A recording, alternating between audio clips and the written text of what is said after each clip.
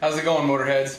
Are you guys ready to see a 1968 GT500 convertible with around 55,000 miles that's been stored in a garage since 1973? Well, stay tuned and check this out.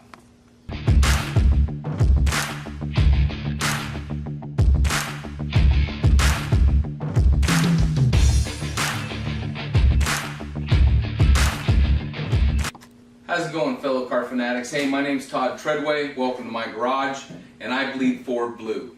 My son's middle name's Ford. I only drive Fords. I only own Fords, except for a recent purchase of a 1970 Kaiser / Jeep Deuce and a Half. I'm here to show you today in several different parts my uncle's 1968 Shelby.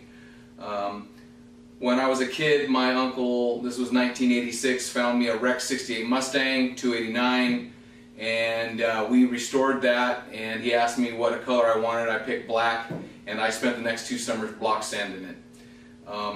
My uncle always had a Mustang, a special Mustang hidden in the garage, buried under blankets and cushions and boxes, and every chance that I could get, I would sneak down there and just get a glimpse of it. And I always could see the GT500. And one time I was in the garage and my uncle came in right as I was about to touch the door handle because I wanted to get a look at the interior, and he ripped me a new one and reminded me that there's strict rules on never touch that car. So that even drove my curiosity even more. My Uncle Al was the type of a guy that could build anything, anything with a car, anything with a motorcycle, anything at all, in fact.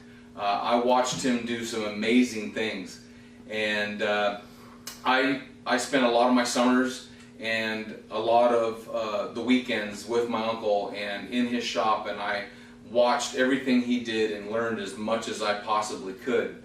My Uncle Al built my self-esteem and my confidence, and he's my hero.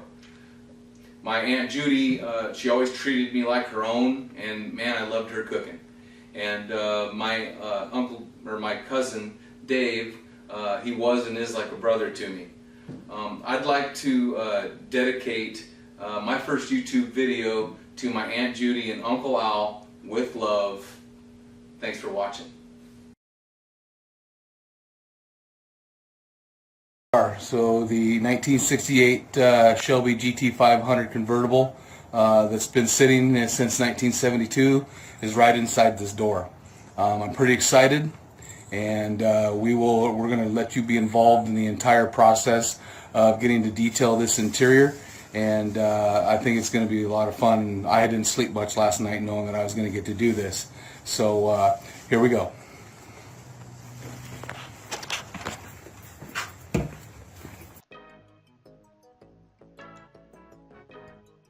Alright, I wanted to start this out with showing you a little bit of the VIN number. We kind of want to keep this on the down low for now, but I did want to show you that it is a 68 and it is the S code. So we'll get into more of this later. So here's the Shelby. All the stuff on the left used to be on top of the Shelby, or some of it, along with boxes and seat cushions and everything else. My uncle tried to keep this hidden because anybody who ever saw this car, of course, wanted it and bugged him about it and wanted to look at it, and he wasn't interested in that. So filled the tires up with air. I got to sit in it. We pushed it out of the garage, which is that light right up at 12 o'clock there. So we pushed it out, made the corner, and rolled it down the hill. The brakes worked, which was amazing for a car sitting that long. This car reminded me of like Christine. It started coming back to life as soon as we unburied it. Very, very cool. You could almost just feel how happy this car was. I know that might sound weird, but not to a true car guy. So we rolled it into the light, into my uncle's shop. This is where we're going to take all those years of dirt and grime off of it. And yeah, that's me with the cheesy grin, living a dream at this point. So this is my first view where I could stand back and look at the car without a bunch of stuff on it, and boy, it's just as cool as I ever thought it was going to be.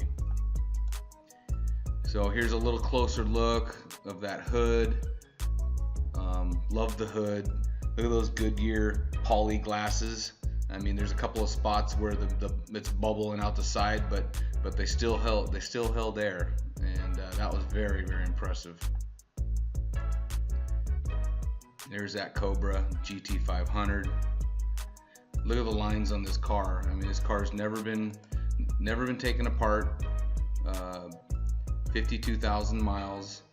My uncle slid on some ice one year. I'm not exact sure of the date, but he bumped a sign and it pushed that bumper in and took off that piece of trim. He does have all the parts to replace all that stuff, but he basically put it in storage, and that's where it's been ever since. I just wanted to show you the dirt that has accumulated on this thing. Look at the lines on the trunk. Love the tail lights.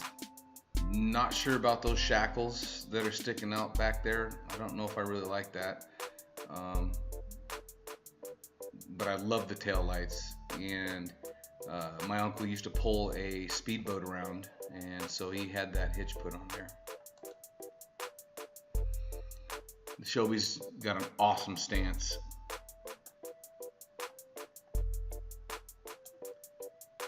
So here's the picture of the 428 Cobra Le Mans. Maybe some of you car guys or Shelby specialists might be able to let me know. I know that some of the pictures that I've seen, they have a matching air cleaner to those valve covers. Some of them have with 2 4-barrels, had 2 bolts, and I think I've seen one of the oblong oval shaped air cleaner with just 1 bolt. So I'm not sure if I'm pretty sure this isn't stock, but if anybody could chime in, that'd be great. I will take a better picture of the Shelby tag as soon as I show you the pictures of this motor pressure washed. There it is from the front. I don't believe it's even ever had a tune-up on it.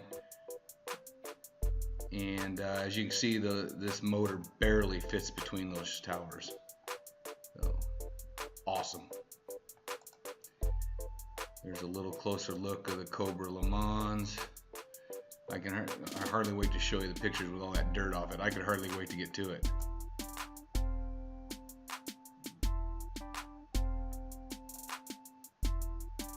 So that's the end of our first video. I would like to thank you for watching. Please stay tuned for part 2, where we basically go into the interior and I detail the interior from head to toe, and we'll show you what the black interior looks like with 52,000 miles. It turns out unbelievable. Also, if you wouldn't mind subscribing and maybe leaving a comment, and I did have some questions about the air cleaner and such. It would be nice if you could respond and let me know what you think. And again, I appreciate you guys checking out my first video. Thank you.